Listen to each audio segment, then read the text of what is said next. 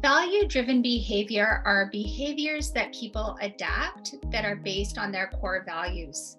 So when we believe certain things and we're raised with certain values, our behaviors come out of that.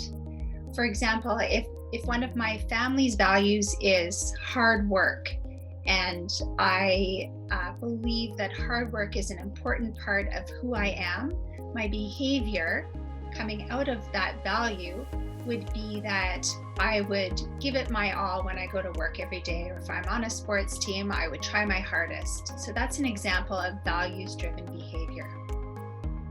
When coaches and athletes and different people who contribute to a team are able to understand the values of individuals who make up the team, they can leverage the diversity that they bring to the team and make the team stronger.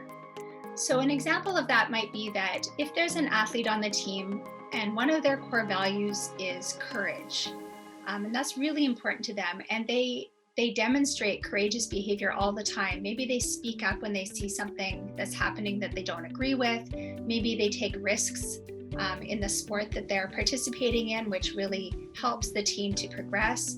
Or maybe they get involved in public speaking and represent the team publicly.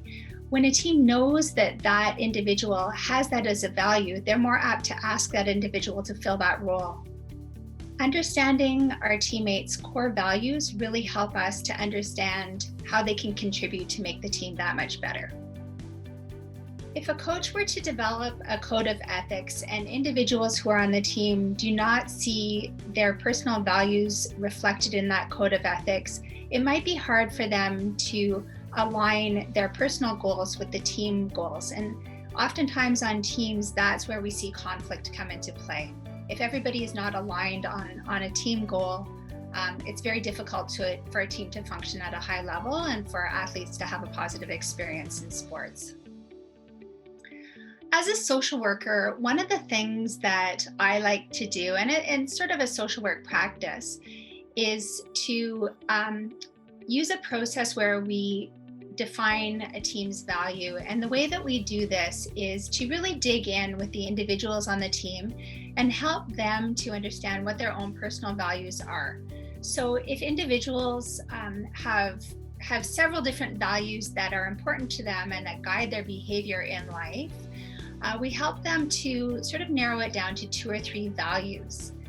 And an exercise that can be very helpful for a team to understand each other and understand individual values is to get team members to write down their 2 or 3 top values, individual or personal values, and then make a big list of all of the team's values, and from that list sort of narrow it down into a team's maybe top 4 or 5 values. And from there you can start to look at how those values are going to shape the way that the team is going to show up in competition and outside of competition. Hard work could be an individual value, and perhaps a team will also adopt that as a team value.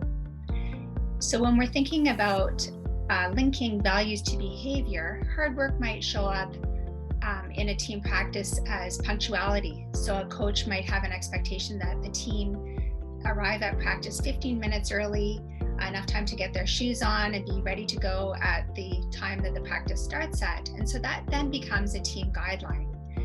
And then when we transfer that to different contexts that the team would show up in, if there's an athlete who's involved in a carpool and the team value is hard work, and we're thinking about the behavior of punctuality, that athlete is waiting outside of the house for the carpool to pick them up. So when we think about it that way, we really are able to connect meaningful behavior back to personal beliefs and values that make sense to all of the team members. The other piece of that's really important is that if there are problems on a team down the road, which inevitably they are because conflict's a very natural part of being on any team, a coach or another athlete are able then to address whatever the problem is by reflecting back on the list of team guidelines that have been developed by the team. So if behaviors aren't matching up with guidelines, it's much easier to say, hey, we had an agreement about hard work, and what that was supposed to look like was punctuality and being at practice 15 minutes before, I noticed that you were actually here 5 minutes before and you weren't ready to go when the practice started. What's happening for you?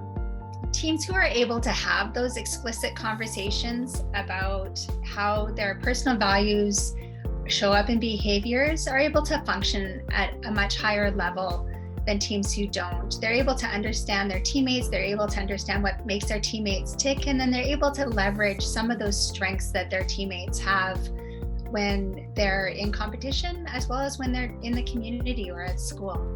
And it's a great thing when coaches create those opportunities for teams to come together and have some of those explicit conversations and come to some of those agreements when they're forming guidelines.